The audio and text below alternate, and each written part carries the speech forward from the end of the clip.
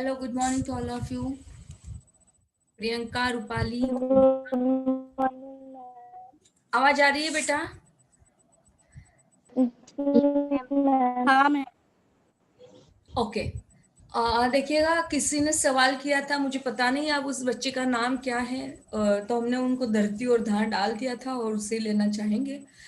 तो पांडे बेचन शर्मा ने लिखा हुआ है, और पांडे बेचन शर्मा उग्र जो है, यह हिंदी के निर्धन साहित्यकार के रूप में उभर कर आते हैं। देखिए, धरती और धार यह जो है, यह एक जूनी है।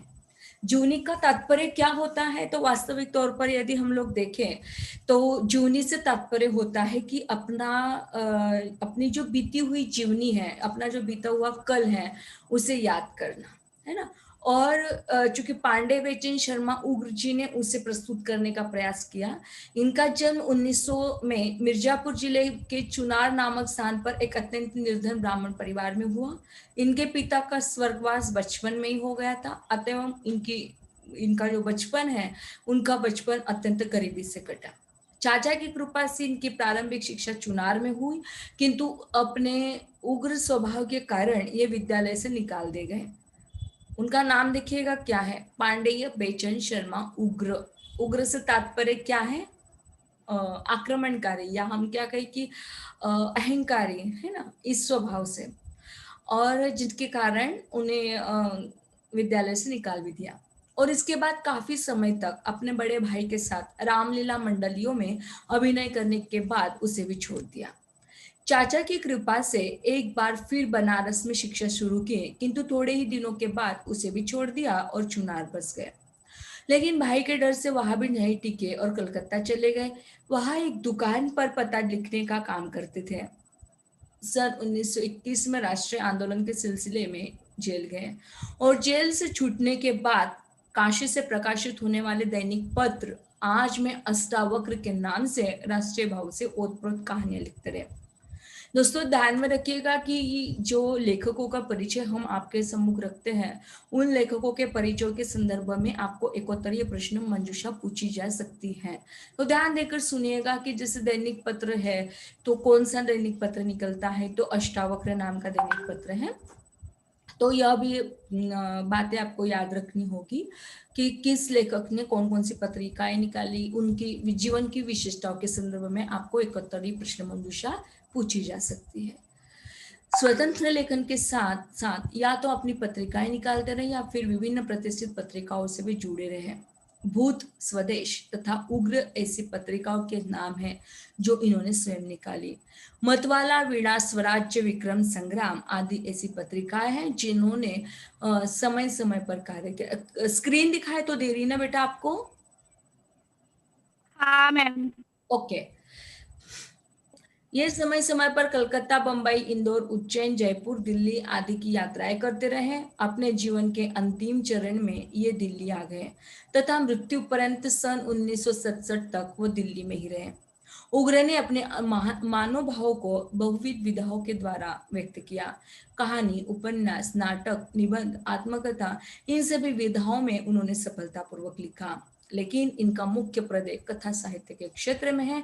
चंद हसीनों की खतूत, चॉकलेट, मुंह में पानी आ गया ना चॉकलेट कहते ही, पूजा,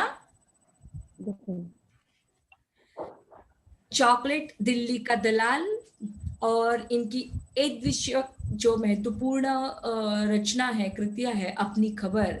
इनकी आत्मकथा है जिसमें उन्होंने अपना जीवन का पूरा कच्चा चिट्ठा लिख कर खोल दिया है।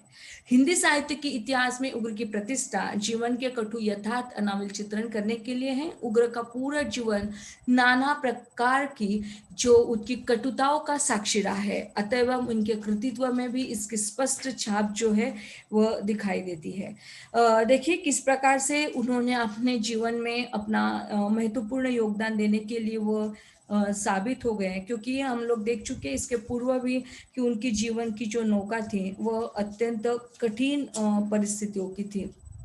कटु यथार्थ को उन्होंने अनावल चित्रण करने के लिए प्रयास किया। उग्र जी ने कई कविताएं भी लिखी और व्यंग्यात्मक शैली, व्यंग्य विनोद के माध्यम से भी उन्होंने अपनी रचनाओं को दिखाने का प्रयास किया, किंतु अपनी विशिष्ट पहचान उनके कथा साहित्य में मिल जाती है। और वे मतवाला के संपादन से भी जुड़े रहे। प्रेमचंदोत्तर हिंदी कथाकारों में उग्र जी का अपना एक अलग व्यक्तित्व दिखाई देता है, उनकी एक अपनी अलग छाप है। उग्र स्वभाव से बड़े ही स्वच्छंद, व्यवस्था के विरोधी रहे, इसलिए उनकी शैली में एक मस्ती है, अलग आत्मविश्वास उनके कृतियों में दिखाई देता है, उनकी बातों में दिखाई देता है, आत्मीयता दिखाई देती है। उग्र की कहानियां राजनीतिक और सामाजिक भी दिखाई देती है। राजनीतिक कहानियों में उन्होंने अंग्रेजी शासन की विसंगतियों और उनसे युद्ध करती हुई भारतीय ऊर्जा का एक बहुत सुंदर सा चित्रण दिखाया देता है। जल्लाद, चांदनी, उसकी माँ आदि श्रेष्ठ कहानियां इस संदर्भ में देखी जाती हैं। जल्लाद के क्रूर कर्म के पीछे छिपी उसकी बलिदानी ममता का, उसकी माँ में क्रांतिकारी बच्चों के प्रति एक दीनहीन अनपढ़ माँ के अगाध वात्सल्य, बलिदान और शक्ति का देश के वास्ते जो चित्रण किया गया है, बच्चों में आत्म बलिदान का, और चांदनी में अपने सच्चे प्रेम के लिए एक सामान्य बालिका की एक बड़ी शक्ति से टकराहट और बलिदान का बड़ा मर्मस्पर्शी चित्रण यहाँ पर मौजूद होता हुआ दिखाई देता है। इसी प्रकार उन कहानियों में अंग्रेजी शान और सामंती जीवन भी दिखाई देता है। देखिएगा किस प्रकार से उनकी कहानियों में अंग्रेजी शान है और सामंती जीवन के भीतर निहित अमानवीय क्रूरता और साथ में कायरता और पाशव विलास भावना का उद्घाटन भी हुआ है। उग्र की सामाजिक कहानियों में बड़ी उग्रता के साथ सामाजिक और विसंगतियों का, अमानवीय रीति रिवाजों का, घिसे पीटे मूल्यों का, पाखंड और मिथ्याचारों का विरोध भी किया गया है। कला का पुरस्कार, खुदाराम, कुमुदिनी इनकी अन्य श्रेष्ठ कहानियां हैं। उग्र जी की प्रमुख प्रकाशित रचनाएं जो है वह नाटक ईसा, उपन्यास घंटा, चुंबन, बुधवा की बेटी, चॉकलेट, दिल्ली का दलाल, अछूत, चंद हसीनों के खतूत, सरकार तुम्हारी आंखों में, जी, फागुन के दिन 4, शराबी, कला का पुरस्कार कहानियों में, बोली इमारत, चित्र विचित्र कालकोठरी, यह कंचन सिकाया, ऐसी होली खेलो लाल,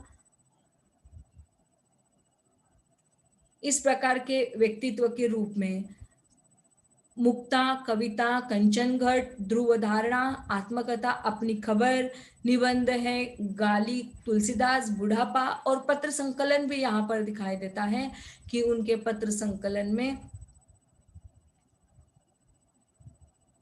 फाइल, प्रोफाइल, अन्य गालिब ए उग्र, इस प्रकार का उनका जो काव्य है, उनका पत्र संकलन है वो भी दिखाई देता है। धरती और धान ये क्या है? तो धरती और धान उनका जीवन अंश है जिसमें उन्होंने अपने बचपन के खट्टे मीठे अनुभवों को वर्णित किया है। उनके पिता की ईमानदारी, माँ का भोलापन, माँ के साथ अपने रिश्ते आदि को यहाँ उग्र जी ने मार्मिक लेकिन चुटीली अभिव्यक्ति दी है। उग्र जी की साहित्यिक व्यक्तित्व के विषय में, मतलब उनका जो साहित्यिक व्यक्तित्व है उसके विषय में डॉक्टर रामचंद्र तिवारी का जो मंतव्य है वह छात्रों के लिए कितना उपयोगी है देखिएगा। श्री बेचन शर्मा उग्र मतवाला मंडल के अन्यतम लेखक थे। उग्रता उनके लेखन की सहज विशेषता है। वे एक मूर्ति भंजक रचनाकार है। उनका कहना है कि मैं एक ऐसा दर्पण हूँ जिसके सामने वर्तमान अशांत विश्व ताता थैया करता नाच रहा है। विश्व के कोलाहल भरे अशांत नर्तन को बिंबित करने वाले उग्र जी का विद्रोही व्यक्तित्व एक विस्फोट के रूप में सामने आता है। यदि आपका विद्रोह किसी वैचारिक अनुशासन से संयमित होता, भविष्य के लिए उनके पास कोई स्वप्न होता, तो निश्चय ही उनका लेखन अधिक मूल्यवान होता।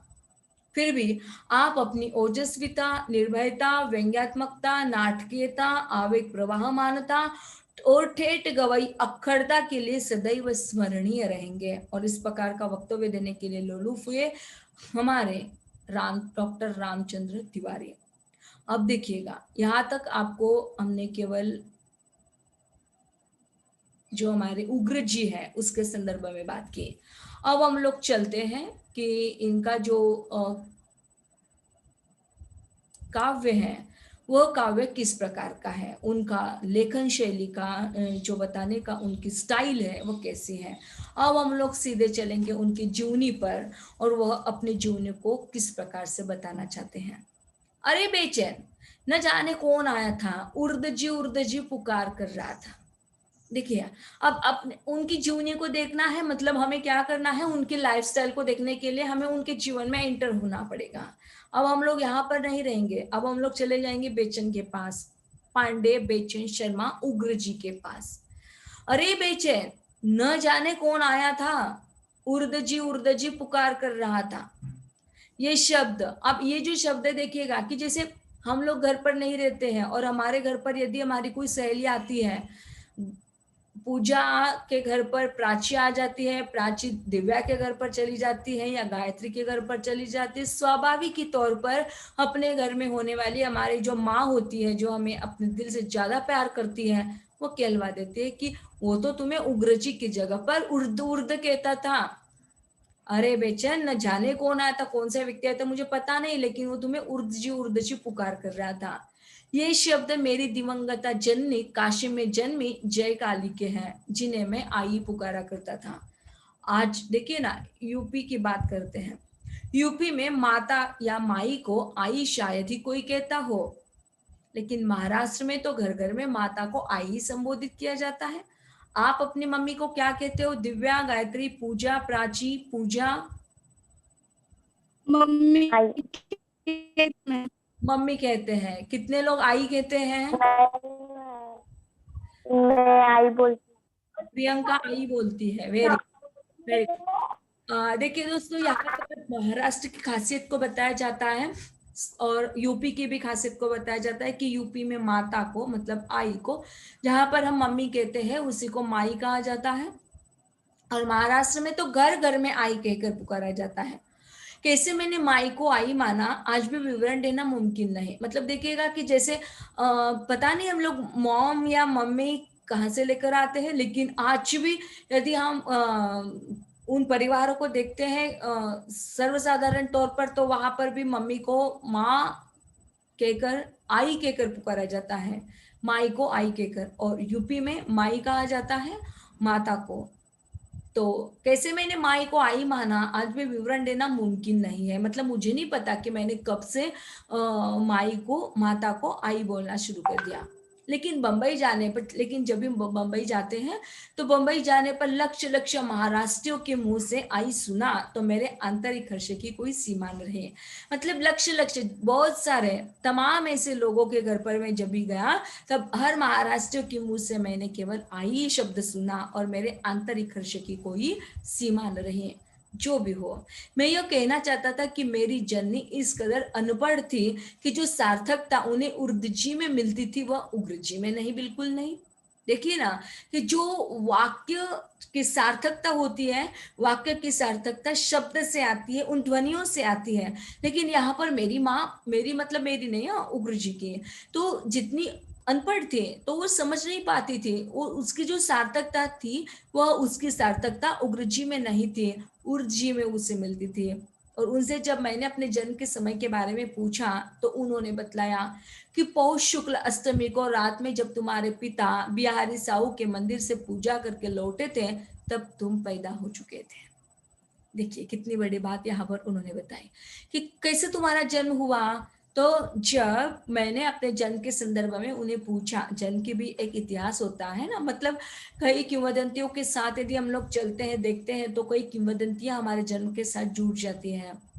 तो दूसरा पता उन्होंने यह दिया कि तुम्हारे 12 के दिन माता दयाल का जन्म हुआ था। यह माता दयाल मेरे भतीजे थे। पिता दिवंगत बैजनाथ पांडे चुनार के खासे धनिक वणिक बिहारी साहू के राम मंदिर में वैतनिक पुजारी थे। सवाल आपको ऐसा पूछा जा सकता है, बेटा ध्यान देकर सुनिएगा, उग्र जी के जो पिता थे वो क्या कार्य करते थे? तो पिताजी उनके क्या कार्य करते थे? तो पिताजी बिहारी साहू के राम मंदिर में वैतनिक पुजारी थे।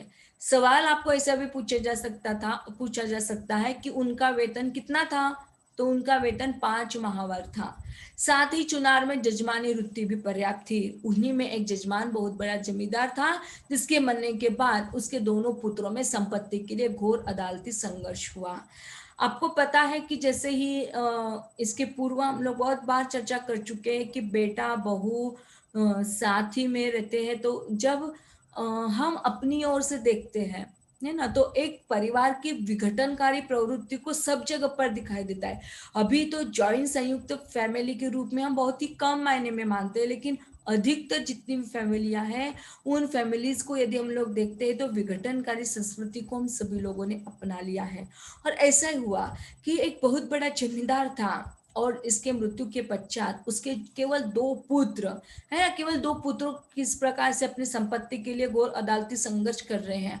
और उसी मुकदमे में जमींदार का बड़ा लड़का कुल पुरोहित की हैसियत से मेरे पिता का नाम भी गवाहों में लिख दिया था। मतलब उग्र जी के जो पिता है वह एक पुरोहित थे, पंडित जी थे, पुजारी थे उस बहुत बड़े मंदिर के। तो जमींदार के बड़े लड़के ने कुल पुरोहित की हैसियत से मेरे पिता का नाम उन गवाहों में डाल दिया। मतलब एक गवाही लगती है ना, तो उन गवाहों में इनका नाम डाल दिया, क्योंकि उन्होंने भाई के द्वंद्व में पड़े रहने से 12 इनकार कर दिया। मतलब उन्होंने तो इनकार कर दिया, लेकिन नए नए जमींदार ने मेरे पिता को प्रलोभन भी दिया और प्रॉपर भी दिए। मतलब उन्होंने कई उनके साथ रहते हुए कई प्रलोभन भी दिए, मतलब आमिष भी दी जाते हैं ना, कि ये चॉकलेट दी जाती है एक ओर से, यदि बताया जाए तो कैसे चॉकलेट दी जाती है आपको अब छोटे हो पता चल जाएगा। हम भी तो चॉकलेट देते हैं ना आपको। यदि किसी ट्रिप में जाना है, मानते हुए चलेगा कि ट्रिप को जाना है, तो आप सबसे पहले चॉकलेट किससे दोगे? किसे दोगे चॉकलेट? आप आपकी मम्मी को चॉकलेट दोगे, है ना। मम्मी को चॉकलेट क्यों दोगे? क्योंकि आपको पता है कि मम्मी को यदि एक बार चॉकलेट दे दी तो मम्मी पापा को चॉकलेट देगी, और पापा हमें जाने के लिए मना नहीं कर पाएंगे। That's called chocolate. और यही चॉकलेट दी जाती है जब बड़े बड़े काम निकालने पड़ते हैं। तो इस प्रकार की चॉकलेट यहाँ पर भी दी हुई है। जमींदार ने उनके पिता को प्रलोभन के प्रॉपर भी दिए हैं, ऑफर भी दिए हैं, लेकिन वह भद्र भाव से अस्वीकार करते रहे। सम्मन आधम का लाचार अदालत में हाजिर तो हुए, वह पुकार होते उन्होंने कोर्ट से साफ साफ कह दिया, उन्हें माफ करे कोर्ट, उनकी गवाही उस पार्टी के विरुद्ध पड़ सकती है जिसके गवाह बनकर उन्हें अदालत के सामने पेश कराया गया है। तब तो आपकी गवाही की कोई जरूर होनी चाहिए, अदालत ने आग्रह किया। और गवाही हुई। कहते हैं उसी गवाही पर कोर्ट का सारा फैसला आधारित रहा। बड़ा बेटा हार गया, वही जिसने मेरे पिता को गवाह बनाया था। जीत छोटे भाई की हुई है। इस सब में पिता के पल्ले सिवाय सत्य के और कुछ भी नहीं पड़ा। देखिए ना, सत्य ही होना चाहिए, सत्यान्वेषी ही होना चाहिए। और जब हम लोग सत्य पर आरूढ़ हो जाते हैं, सत्य को ही अपना लेते हैं, तो फिर चाहे अंजाम कोई भी हो, हमें अंजाम का डर नहीं होना चाहिए। क्योंकि बड़े बड़े ऑफर्स को हम लोग लूट चुके हैं, बड़े बड़े ऑफर्स को ठुकरा चुके हैं। तो ऐसे समय में हम सत्यान्वेषी बनकर हमें कोर्ट को फैसला देना चाहिए। और कुछ ऐसा ही हुआ जिस छोटे भाई की हुई। और इस सब में पिता के पल्ले सिवाय सत्य के और कुछ भी नहीं उतरा। घर की बुढ़िया इसके लिए बैजनाथ पांडे को बराबर गर्व से कोसती रही कि उसने जरा भी टेढ़ी बेढ़ी बात न करे, सच के पीछे एक अच्छी जमींदारी हाथ से खो दी। बहुत बड़ी जमींदारी उनको मिलने वाली थी, लेकिन वह जमींदारी उनको नहीं मिली। और क्या मिला? तो चुनार में, हाँ, तो उनको क्या मिला? तो बस केवल गवाही देनी थी, और उन्हीं पर कोर्ट का पूरा फैसला मौजूद था। और देखिए, जीत छोटे भाई की हुई, और इस सब में पिता के पल्ले सिवाय सत्य के और कुछ भी नहीं पड़ा। घर की बुढ़िया इसके लिए बैजनाथ पांडे को बराबर गर्व से कोसती रही कि उसने जरा भी टेढ़ी मेढ़ी बात न कर खरे सच के पीछे एक अच्छी जमींदारी हाथ से खो दी। देखिए ना, एक जमींदारी के लिए झूठ बोल लेता तो पूरी जिम्मेदारी उसकी बन जाती थी, लेकिन उसने ऐसा कार्य नहीं किया क्योंकि वो सत्य पर आरूढ़ था, वो पुजारी था, पुरोहित था। और जिस कारण पुरोहित हमेशा सत्य को मानते हैं। अब की बात जाने दीजिए, लेकिन हम कल की बात कर रहे हैं कि जितने भी पुरोहित हुआ करते थे वो सारे पुरोहित सत्य पर आरूढ़ ही थे।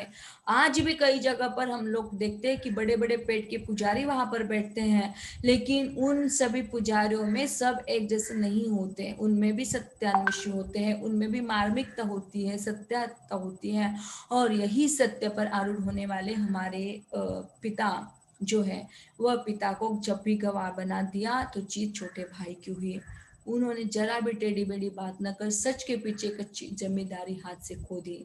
चुनार में बैजनाथ पांडे की जजमानी थोड़ी ही थी। निकटस्थ जलालपुर माफी गांव में जमीन भी चंद बीघे थी, जो और कुछ नहीं तो साल का खाने भर का अनाज और पशुओं के लिए भूसा पर्याप्त दे सकती थी। हमारे पास थोड़ी कमी थी, हमारे पास भी सब कुछ था। अब हमारे पास क्या था, तो बस इतने में बैजनाथ पांडे अपने कुनबे का खर्च अपने दायरे में मजे से चला लेते थे। जलालपुर में गांव था, जलालपुर गावक माफी गांव में उनके पास जमीन भी चंद बीघे थी, और जो कुछ भी ना दे पाए, लेकिन साल भर का खाना, अनाज और पशुओं के लिए भूसा तो उसमें पर्याप्त मात्रा में मिल ही सकता था। तो बस इतने में ही मजे ले चला लेते थे।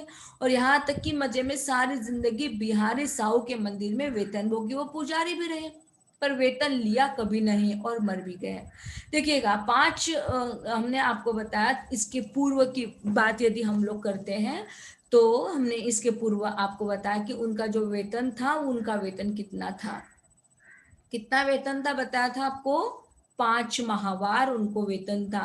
लेकिन उन्होंने ये वेतन भी कभी नहीं लिया था, बस केवल उनके नाम पर वह चल जाता था, लेकिन उन्होंने वो वेतन भी कभी नहीं लिया और वो मर भी गए। यहां तक क्लियर हुआ बेटा आपको? पूजा, दिव्या, गायत्री, मुस्कान,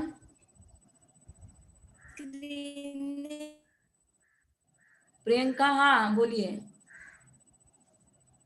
पूजा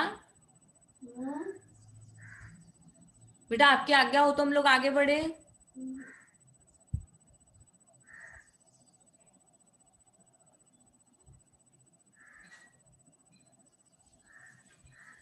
पूजा, दिव्या, गायत्री, कितने लोग जुड़े हुए हो आप लोग? बात क्यों नहीं कर?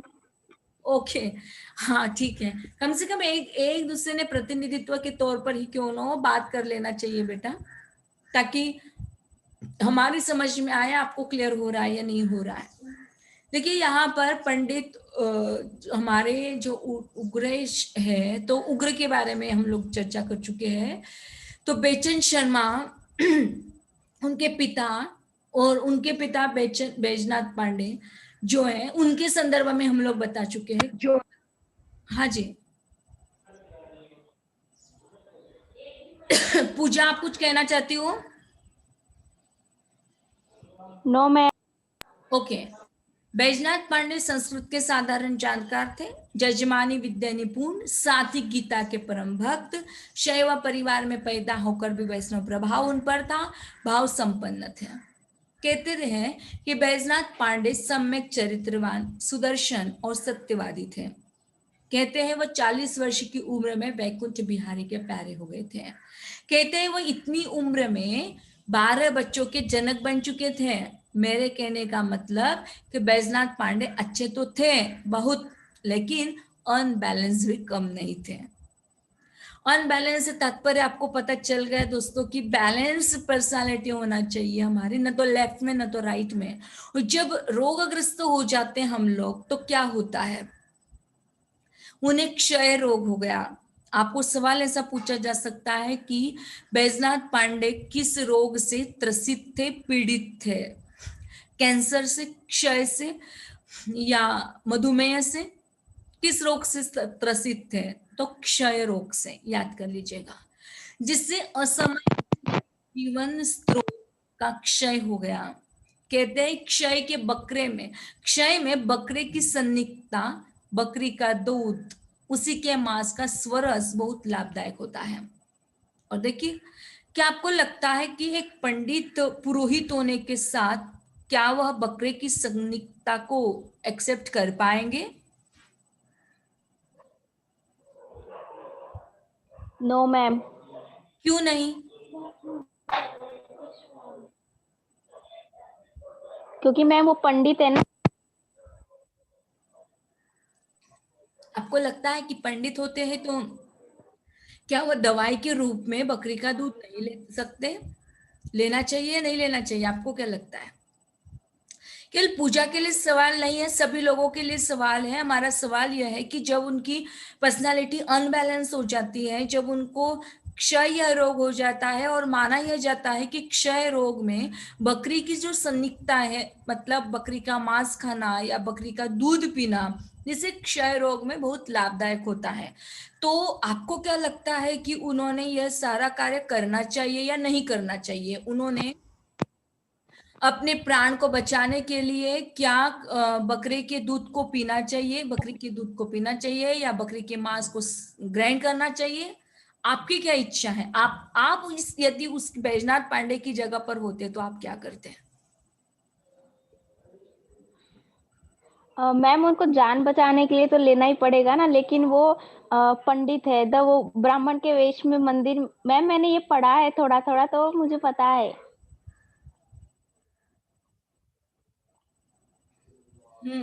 मैम वो तो दूध ले सकता है ना पर।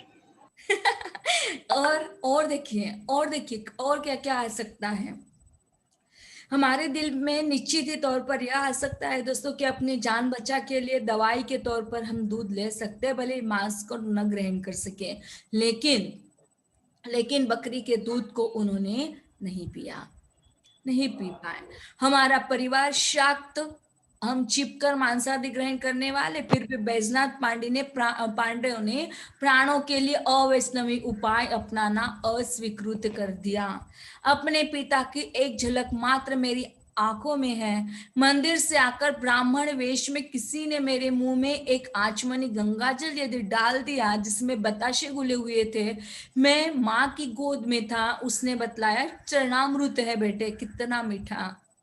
मैंने अपने पिता को बुरी तरह बीमार देखा। घर में चारों ओर निराशा, पिता का मरना, आई का पछाड़ खा खा कर रोना मुझे मजे में याद है। तद्यपि तब मैं बहुत छोटा, रोगीला, बेदम जैसा बालक था। जब मेरे पिता का देहांत हुआ मैं महज 2 ही साल और 6 महीनों का था।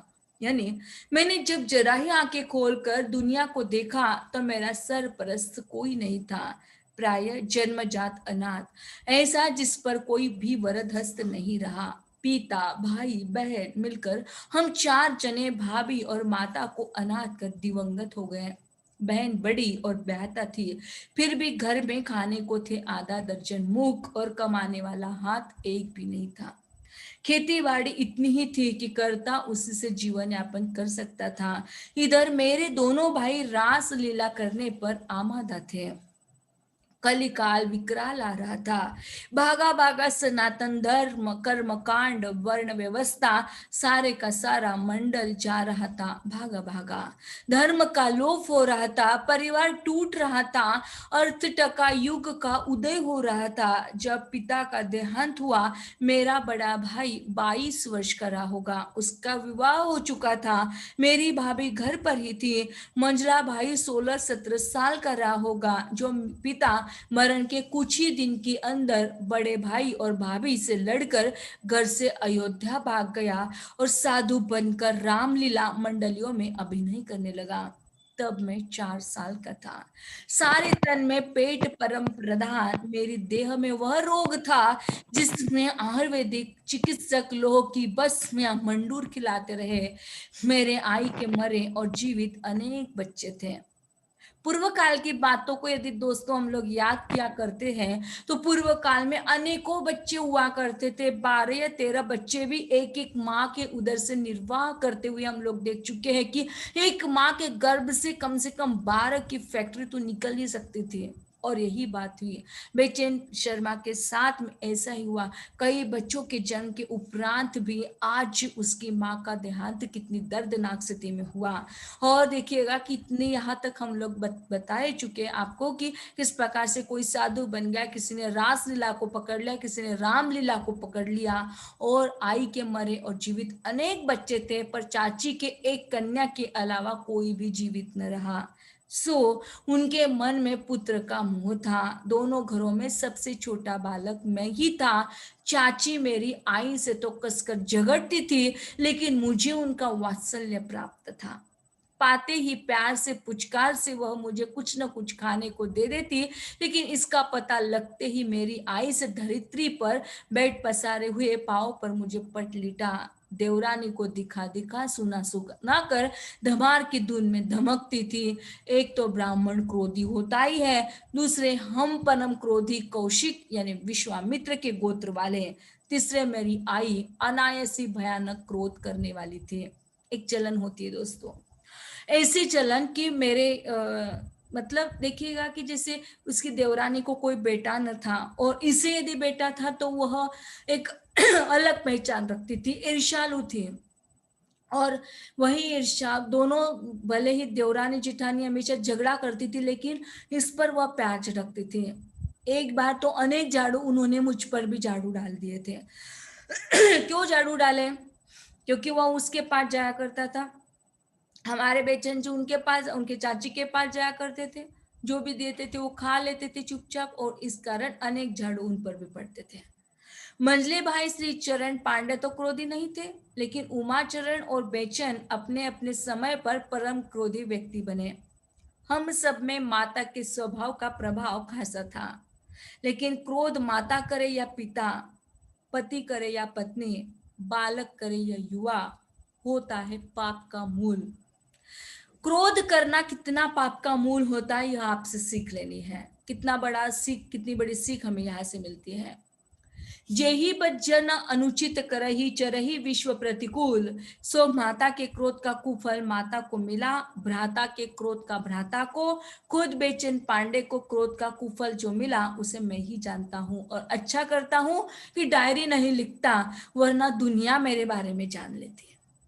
अपने बारे में दुनिया को क्या जनाना, क्या नहीं, इसी का नुस्खा विनय पत्रिका में गोस्वामी जी ने खूब बतलाया है कि ये सहित सने जे अग हृदय राखे चोरी, संग बसे के शुभ सुनाए सकल लोक न्योरी।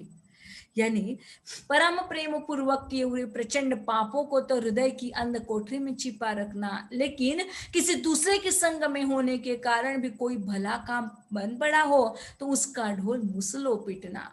400 वर्ष पूर्व ही ऐसे महाकवि ने 20वीं सदी से उत्तर का खाका खींच कर रख दिया हो, मेरी आई परम क्रोधिनी थी, साथ ही में परम भोली।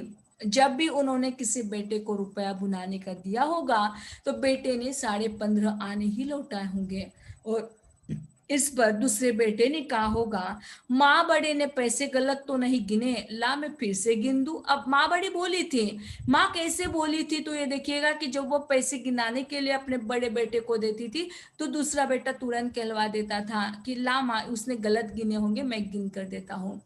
और गिनने के पश्चात वो 15.5 आने की जगह पर 15 आने को ही 16 बतला माँ को देता और वो एक रख लेता। वो परिश्रमी भी जबरदस्ती, हमारे लंबे चौड़े दरिद्र कच्चे घर को होली दिवाली पर वो अकेले ही कचाट बांधकर पोतती, पीली मिट्टी से दिव्य कर लेती थी। फटे पुराने कपड़ों की कतरी बहुत अच्छी तो नहीं, फिर भी ऐसी सी देती थी कि जैसे सर्दी के दिनों में वरदान की तरह लोग ओढ़ते बिछाते थे। कागज गला पल्प बना, उसका बद्दी टोकरियां बना लेती थी। सिंह के पंखे तो खासे बना लेती, सिंह के पंखे बनते हैं ना, आपको पता होगा सिंह के पंखे बनते हैं। कागज गलाती थी और उसका गल्प बनाती थी, और जो बद्दी टोकरियां, मतलब जो टोकरियां होती है ना, आज भी हमारे पास वो जो सिक होता है उसकी टोकरियां बनी पड़ती है, तो उस टोकरियों को वह बहुत अच्छे से बना लेती। ब्याह के समय में गौना, कथा वगैरह वो सामाहिक गीत गाने वालियों में वह आगे ही रहना चाहती थी। मेरा भाई जब परदेश होता, घर में भुनी भांग भी न होती, तब आई मोहल्ले टोले से मन आधा मन गेहूं ले आती, एक निहायत करुण गीत गाती और मेरी तरुणी भाभी के साथ उसे पीसती। तब कुछ पैसे मिलते, तब हमारे घर चूल्हा चेकता, मुंह निवाले लगते, मैं खुश हो चहकने लगता और आई आई कहावत सुनकर खुश हो जाती। पेट में पड़ा चारा तो नाचे लगा बेचारा, और इस प्रकार से हमारा ये छोटा सा धरती और धान, यह जो जूनी का अंश था, ये समाप्त हो गया। डू यू अंडरस्टैंड बेटा? आप लोग क्लियर हो गए? इसे कुछ नहीं है, बस इसमें जो है वो आपके सामने हमने रखने का प्रयास किया हुआ है। एक माँ पिता और बेटे की एक जीवंत भरी जीवनी को प्रस्तुत करने का सफल प्रयास यहाँ पर दिया गया है। और खास तौर पर आई के रूप में, माता के तौर पर कैसे उनकी माँ एक परम क्रोधिनी बन जाती थी, लेकिन वो कितनी परम भोली थी, और भोली होने के नाते वो कौन कौन सा कार्य करती थी, कौन कौन से कार्य के माध्यम से अपने परिवार को किस तरीके से वो संजोती थी, किस प्रकार से वो कचाड़ खाकर पोतती थी, पीली मिट्टी से वह किस प्रकार से अपना जीवन यापन करती थी, इन सभी चीजों से आप सभी लोग वाकिफ हो चुके हैं। डू यू अंडरस्टैंड बेटा? Yes ma'am. कितने हुए अब तक आप बताइएगा हमें जरा। 5। 5 हो गए। कौन कौन से हुए हैं? स्वामी विवेकानंद, हाँ जी। युवाओं से हाँ। एक गोप कक्ष, ओके। महात्मा गांधी, ओके। रजिया, हाँ। और ये अभी